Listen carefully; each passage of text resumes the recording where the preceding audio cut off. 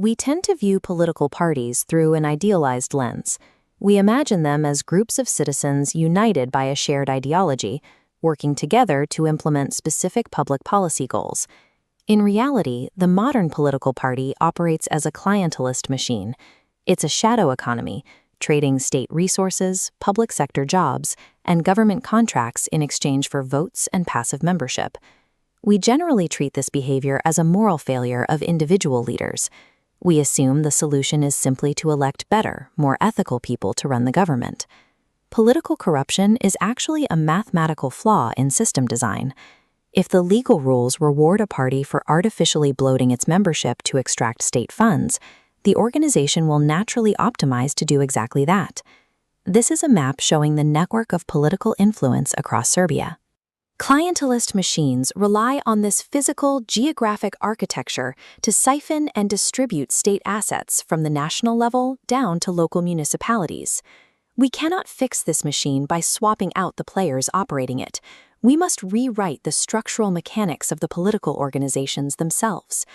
To dismantle the shadow economy, we have to enforce 3 hard engineering rules: radical transparency, mathematical deposit traps, and mandate freezing. Fixing democracy is an engineering problem. It requires designing negative feedback loops, mechanisms that automatically self-correct the system when political greed attempts to overload it. The first systemic patch targets the base of the clientelist machine. We have to make passive membership painful. We do this by instituting a mandatory fee. Every registered member of a political party must pay exactly 1% of their monthly income in dues, automatically deducted. This financial friction immediately weeds out passive clients. Citizens who only join a party to secure a theoretical future favor will drop their membership rather than surrender a portion of their paycheck, cutting off the machine's artificial bulk. To reinforce this financial filter, we must implement radical transparency across all membership lists. The public must have open access to the names and birth years of every registered party member, while state auditors maintain full access to their identification numbers and home addresses. This destroys backroom nepotism. It physically prevents individuals from holding secret, concurrent memberships in multiple parties just to hedge their bets for state employment. Applying financial friction and absolute transparency takes political membership out of the shadows. It transforms it from a hidden currency into a highly visible, costly public liability. Current rules allow parties to bloat their members to project false legitimacy and claim state resources, offering zero real societal value in return. To counter this exact exploit, we introduce the financial deposit trap.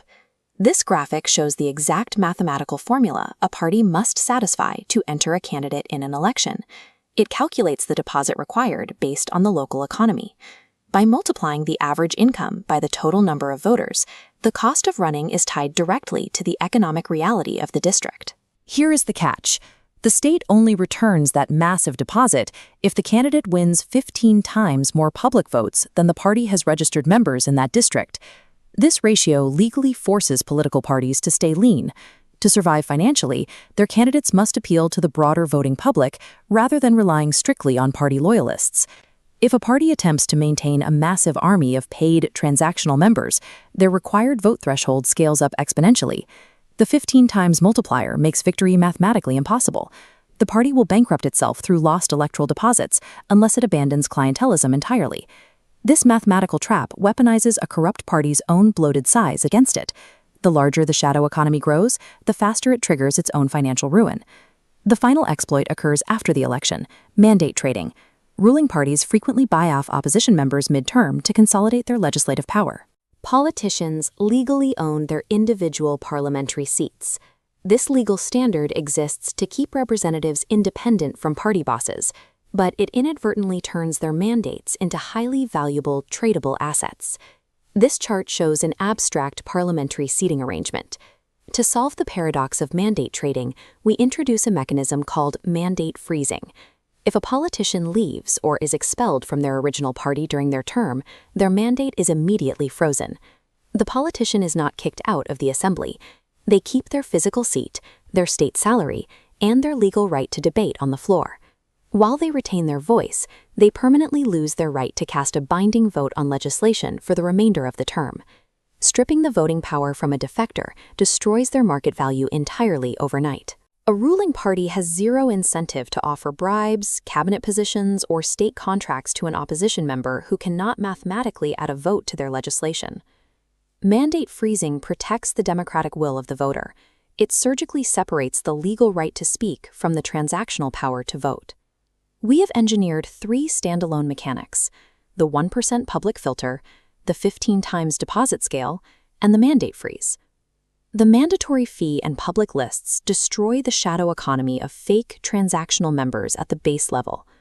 The deposit trap creates the overarching negative feedback loop. It financially bankrupts bloated, corrupt parties before they can even access power. And the mandate freeze acts as the final firewall.